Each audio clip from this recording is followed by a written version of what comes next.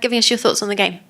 Yeah, well, I think really pleased with the way the players approached the game and the way they kept really disciplined to try and play the way we wanted to play for 80 minutes. And I think ultimately you can see out there what the identity they're trying to build as a team. A team that moves the ball, can score in different ways. Again, some of the tries were exceptional. I think over the last four weeks, I think we've scored some really outstanding tries with the skill level that's in this group. I was really pleased the players took that onto the grass today. Now that this brings an end to your autumn campaign, can I just ask you both how you assess it as a whole now you look back over the 4 matches?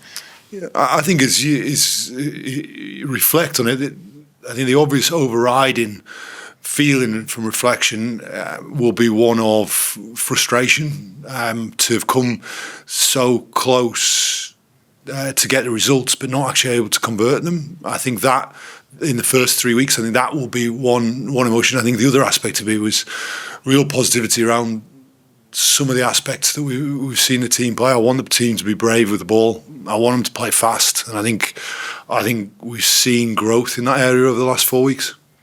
Yeah, I just echo that. Really, I think fundamentally we're frustrated with the results, especially the first 3. I think there's, as with everything, you can break them down in isolation each game, and I think there are different things that we can learn from each game. But I'm genuinely very proud of the way that the boys fronted up to each opportunity. I think when we reflect, the Australia game in particular will be one that we're very frustrated with in particular because it was a game that we were very poor and didn't look like us. But I was really pleased with the way that we fronted up last week against South Africa and pushed them close. And then we were able to get over the line this week. And like Steve said, the quality of the performance, the way that we went about it, I think was very impressive. We've seen you. We will, over the next week or two, be looking in detail on the full debrief of what we need to do to move forward. I think there are some things at the end of games we haven't quite converted, and we can all pick out different ones, as Jamie's just talked about. One thing, the natural thing is to always look at what we need to address, what we need to get better at. I think what's also we need to be clear on is how this team wants to play. I think you see a team that's developed in terms of its athleticism.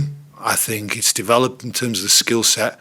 You see over this last period of time, you've seen a different makeup of the team. And by that, we play slightly different. So I want to make sure we reflect on all the good things that has been done, steps in that direction also. And just final one from me. We've had Eddie here full of praise for you and the team and what you're doing. He said that you gave them a lesson today in pressure rugby.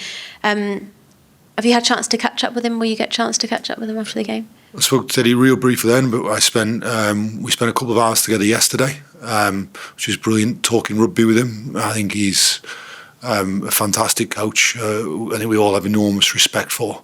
So I'm sure we'll be catching up after this. Thank you very much. Alfie. Frustrations of this autumn today?